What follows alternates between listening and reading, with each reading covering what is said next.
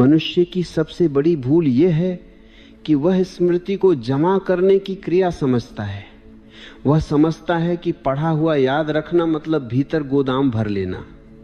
यही भूल उसकी बुद्धि को कुंद करती है। स्मृति संग्रह नहीं है, स्मृति तो चेतना की सुगंध है।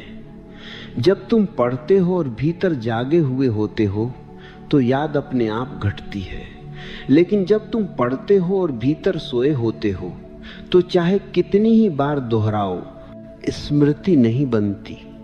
इसलिए पहला सूत्र यह है कि पढ़ना नहीं बदलना है, पढ़ते समय होना बदलना है। तुम पुस्तक खोलते हो, शब्दों से टकराते हो, लेकिन भीतर हजार आवाजें चल रही होती हैं। शरीर कुर्सी पर है, मन बाजार में है। ऐसी अवस्था में जो पढ़ा जाता है वह केवल आंखों से गुजरता है, हृदय तक नहीं पहुंचता।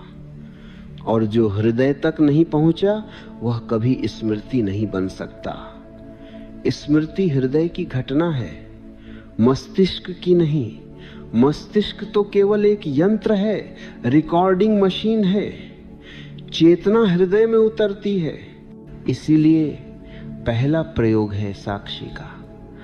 पढ़ने से पहले कुछ क्षण आंखें बंद करो, श्वास को देखो, भीतर उठती गिरती तरंगों को देखो।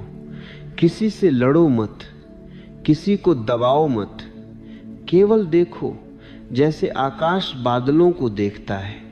जब यह देखने की अवस्था बनती है तब पढ़ना आरंभ करो। तब शब्द शब्द नहीं रहते, अनुभव बनने लगते हैं, और अनुभव कभी भूलता नहीं।